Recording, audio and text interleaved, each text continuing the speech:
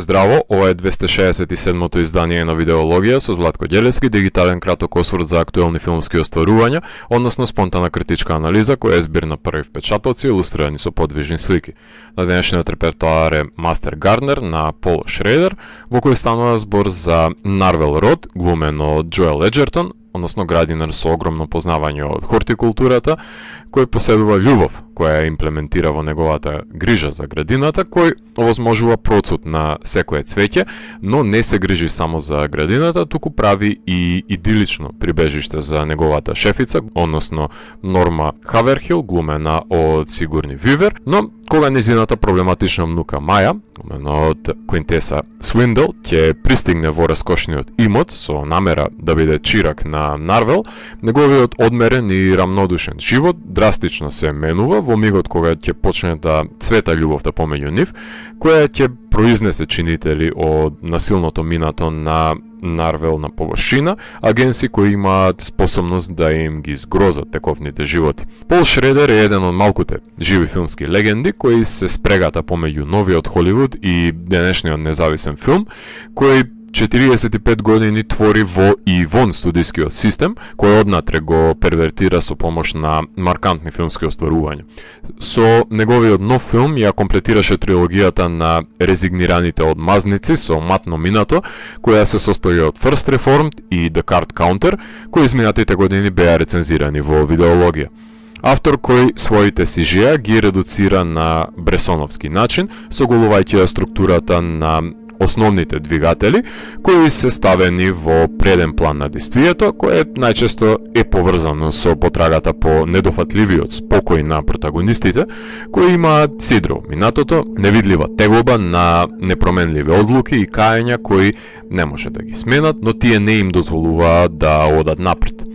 Во случајот на Нарвел Род, дури и семантички ова именување содржи трулеш и неудобност во неговиот изговор, а крутата физиономија и поставеност на звездата од The Green Knight, Red Sparrow и The Gift соодветно ја доловува дихотомијата на иманентниот тепач, кој очајно сака да најде животна хармонија во телото на градинарот. Нацистичките тетоважи на неговото тело се само ознаки на еден одминат живот, кој не ги одстранува затоа што треба да го подсетат на сите погрешни расистички одлуки од неговото јас од минатото, кое е во конфликт со сегашното јас, кои раѓаат воедно и себеомраза и себеказнување. Джоел е на ниво на задачата, на кое беа Итан Хок и Оскар Ајзек претходно, не баре се силуети на еден ист човек. Травматичното минато е причината зашто мора да го засече во корен својот претходен живот, со оглед на тоа што, иако има помогнато на властите да ги уапсат криминалците со кои соработувал, тие не му дозволуваат да стапи во контакт со неговата ќерка за нејзина безбедност, па во мигот кога неговиот назначувач од службите ќе биде заменет, ја губи единствената корелација со светот која може да се нарече дека е пријателска.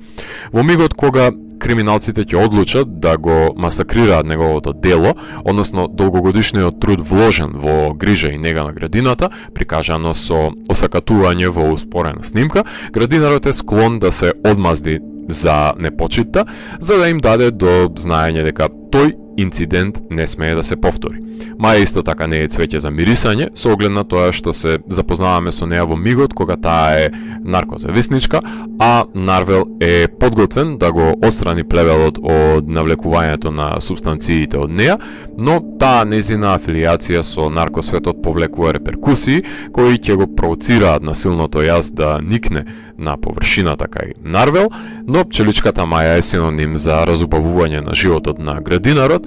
но секоја роза си носи своји трнови. Има дистинкција помеѓу границите до кои е подготвена Маја да оди во одмаздолюбието, па затоа оружје во незина и во рака на Нарвел добива сосема поразлична димензија. Сепак, исцртаното минато на телото на Нарвел знае да биде иницијален шок за Маја и проблем за нивното сплотување, ама градинарот мора да се обиде да го покрие минатото јас ако сака да има идно јас со Маја.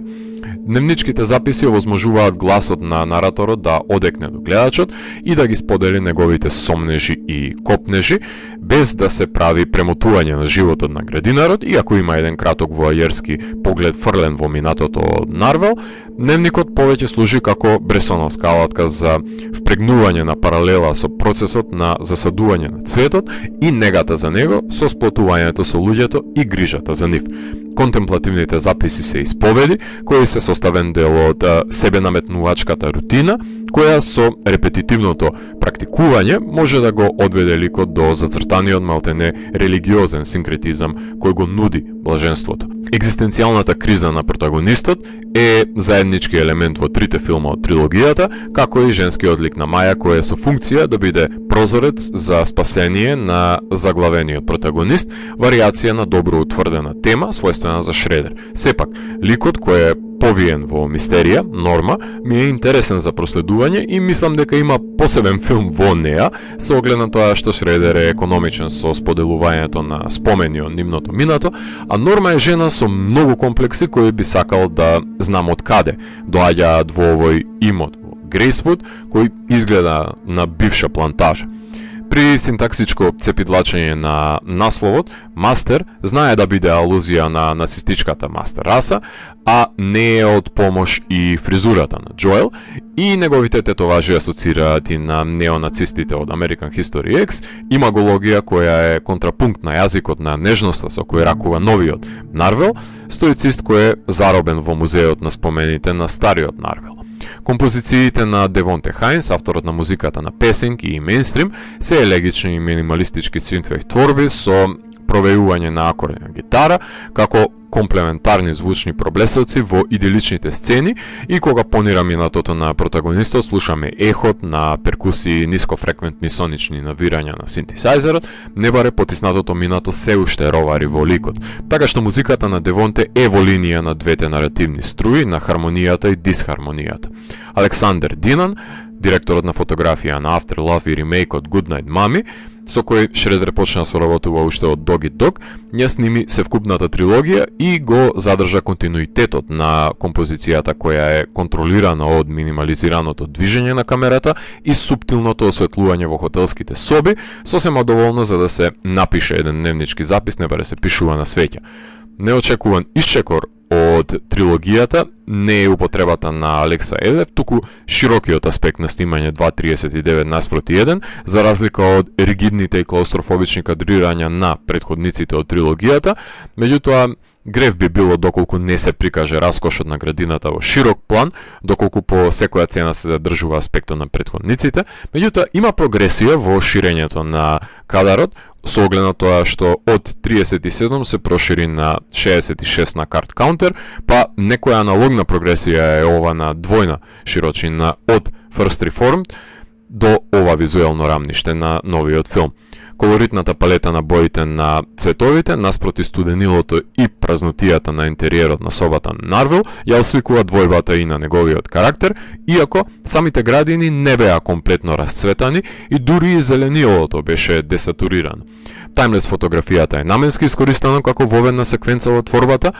но не сум некој љубител на нивниот оргазмичен процуд на CGI цветовите. Монтажерот Бенџамин Родригес, помладиот, исто така е незаменлив дел од екипата кој работи на сите делови од трилогијата и многу добро знае на каков медитативен и спорадичен тон цели Шредер за доловување на стадиумот во кој ја култивираат собствената стварност ликовите, за изблиците на насилството да бидат нагли и ефективни во последниот чин од делата, како што е случајот и со овој филм во кој се води строг режим за тоа како ќе се сече и дозира дејствието на приказната, така што редукцијата и протокот на настани е рафиниран до перфекција. Нема да говорам за 45 годишниот филмски опус на Шредер, затоа што тоа го имам правено во претходните рецензирања филмовите од трилогијата, но ќе го истакнам неговиот идеосинкретски подпис со кој ја конструираше трилогијата, а најголемиот комплемент кој може да го добие еден филмски автор, кој ако погледнете кој и да е кадар од негов филм, инстантно ќе знаете дека станува збор за токму негов авторски потпис, каков што е случајот со неговиот нов филм, кај што може да наречам дека ја следи Шредеровата парадигма во детај. Шредер е долгогодишен истражувач и познавач на трансценденталниот филм и се движи натаму со оваа трилогија и се надевам дека со наредниот проект, кој најави дека ќе се врати на формализмот на Мишима, дека ќе биде едно враќање и на визуелна деконструкција на еден лик. Зендеја била планирана да ја глуми Маја, ама не можеле да се договорат за хонорар со Пол, така што Квинтеса од Voyagers и Black Adam ја заземе улогата на иницијатор на животниот процут на повлечениот протагонист, која му овозможува да го достигне својот зацртан потенцијал, дистанцирајќи се од минатото, но и незиниот лик не доаѓа без багаж. Така што Квинтеса игра помеѓу таа спрега на одбивност и привлечност, кај што Нарвел станува објектен лик за неја. Што е со тапетите со медузи, треба да го прашаме дизајнерот Ешли Фентон, кои се контрастни на периодичниот изглед на вилата, отворајќи го прашањето во кое време всушност живеат ликовите. Филмот имаше својата премиера на Венецискиот филмски фестивал, меѓутоа беше прикажан надвор од надпреварувачката конкуренција, заедно со вестернот на Walter Hill Dead for a Dollar, SF трилерот Don't Worry Darling на Оливија Уайлд, ремейкот на Икиру на Куросава, односно Living на Оливер Херманус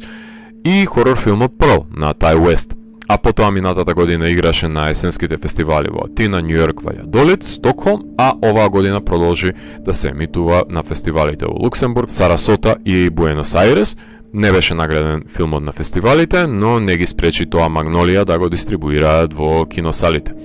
Факт е дека режисерите се склони да заглават во занданата на нивниот изграден стил и да создаваат факсимил, односно шаблони на постојачки творби, што е заглавување во удобноста на комфорт зоната на формулаичноста, која авторите самите за себе ја изградиле, на која жртва и самиот Шредер, кој ги препишува неговите модерни наследници на Тревис Бикл во преодредена конфликтна поставеност со сопственото минато и човекот кој сакаат да бидат, што ниту е иновативно, ниту заслужува пофалба, иако е педантно, школски визуализирано. Сепак, радо би да гледам вакви трилогии, отколку полициските крими филмови кои Шредер своевремено ги снимаше во 90-тите и 2000-тите, но сакам да се бунтува против себе, како што умее да му пркоси на цел свет со неговите горливи Facebook објави.